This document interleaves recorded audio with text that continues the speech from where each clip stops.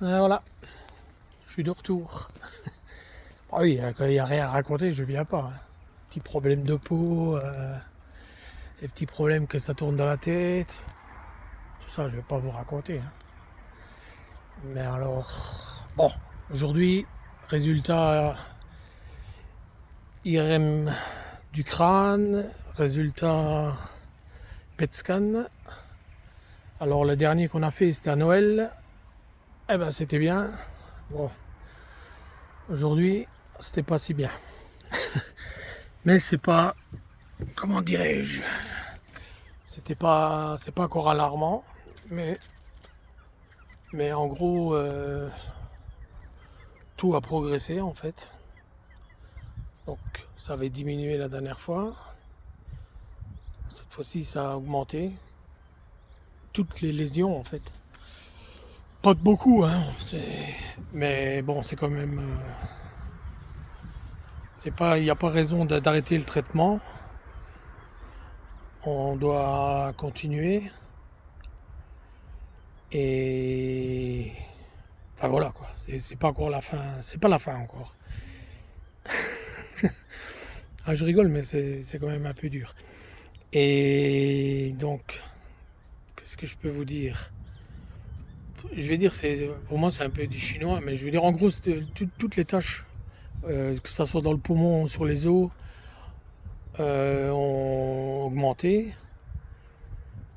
La seule différence, c'est qu'au poumon, ça avait bougé pas mal, mais ça n'a pas trop l'air de l'inquiéter. L'autre, une masse qui a augmenté pas mal sur les os. Et ça, en fait, je pense que ce qu'ils ont plus peur, c'est le variant que j'ai. Et le variant, donc, je sais pas qui s'est déposé autre part, parce que on parle bien de foyers qui sont déjà existants. Il n'y a pas de nouveaux trucs qui ont été se mettre, hein. Mais bon, c'est là. Alors maintenant, ce qu'elle m'a dit, elle m'a demandé si c'était possible. Ils doivent refaire sûrement une biopsie au poumon. Et alors là, ils savent pas trop parce que vu que quand ils veulent séquencer la biopsie pour aller voir, aller rechercher si là-dedans il n'y a pas quelque chose qui permet d'attaquer ce virus-là, enfin ce cancer-là, d'une autre manière. Donc en gros, ce qui se passe maintenant, c'est que, enfin, je dis c'est un peu flou, hein. Et comment peux je dire ça? C'est pas facile parce que j'ai pas compris tout. En gros, maintenant, elle veut les biopsies du poumon, c'est pour faire des recherches de ce côté-là sur la manière de traiter ça. Voir si on reste sur la mivotamab, là ce que je suis en train, Rybrevant, que je suis en train, ou alors si on passe sur autre chose. Et sur ce qui a évolué dans les os, là, ça, euh, elle voudrait faire maintenant de la radiothérapie. Donc ça c'est un truc qui est faisable au Grand-Duché aussi, sur Esch.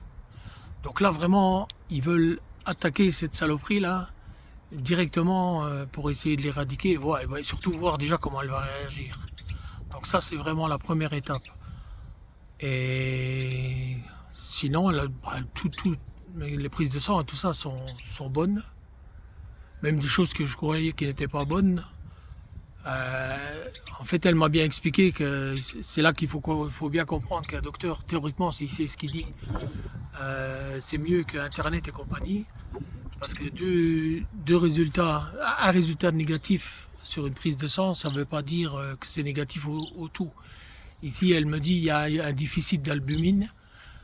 Et de l'autre côté, j'avais le calcium qui diminue. Et en fait, les deux sont liés. Donc, si un diminue, c'est forcément, vous voyez, alors elle dit en gros la valeur que j'ai qui n'est pas normale, dans mon cas, est normale. Ouais, et moi, je suis assez rationnel, mais alors là, quand on me dit des trucs comme ça, j'ai du mal. C'est pour ça que j'arrive pas trop à vous l'expliquer non plus. Et j'avais pas envie d'écrire un compte rendu avant de vous parler ici. Donc, prochaine étape, jeudi prochain, non, il y a une réunion de tous les hôpitaux au Luxembourg là, et ils vont parler de ce cas-là, enfin de mon cas, voir un peu ce qui est possible de faire. Elle va voir avec les radiologues, radiothérapeutes, je sais pas, voir un peu ce qui est possible de faire. Mais je pense que ça va être... donc mon traitement continue normalement. Je vais devoir... elle m'a dit maintenant que le dermatologue, elle m'a dit ouais, ça va beaucoup mieux vos trucs là. Je dis oui, mais je suis quand même bien arrangé. Donc elle va quand même faire venir le dermatologue directement parler avec moi, mais toujours quand je vais en visite.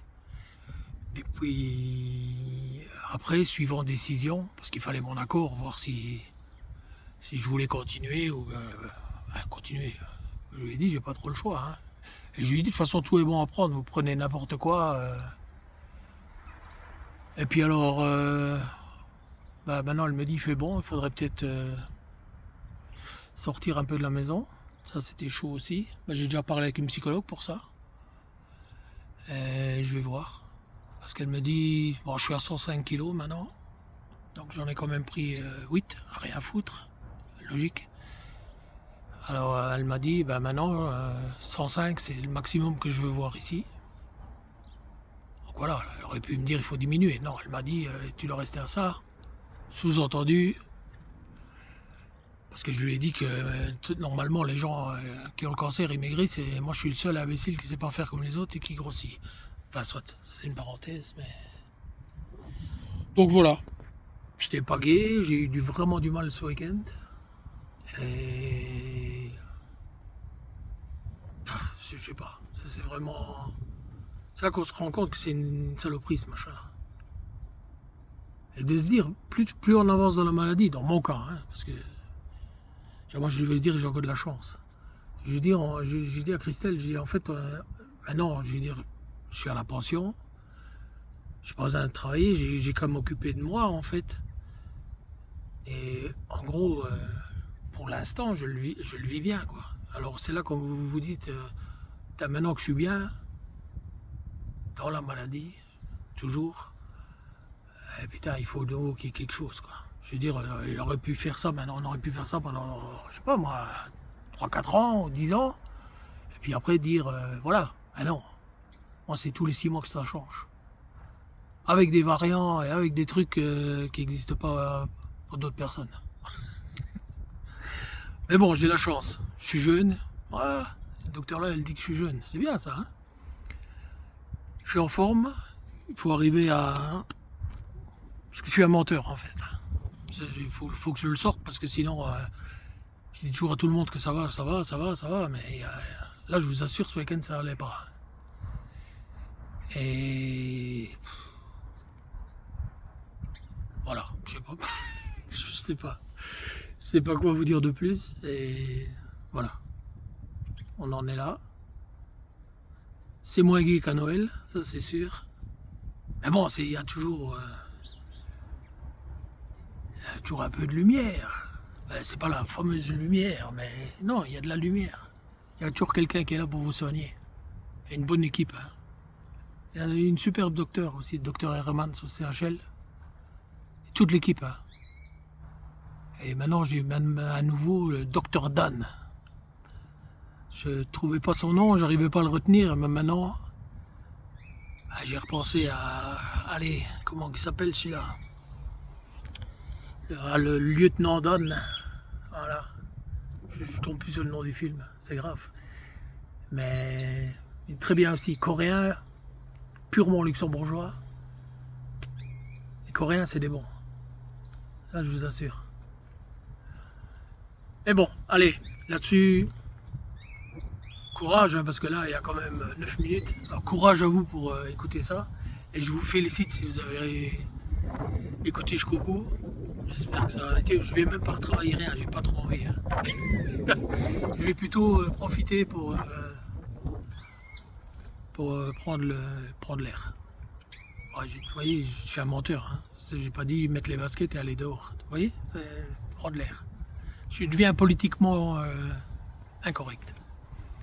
Salut à tous. Tchuss.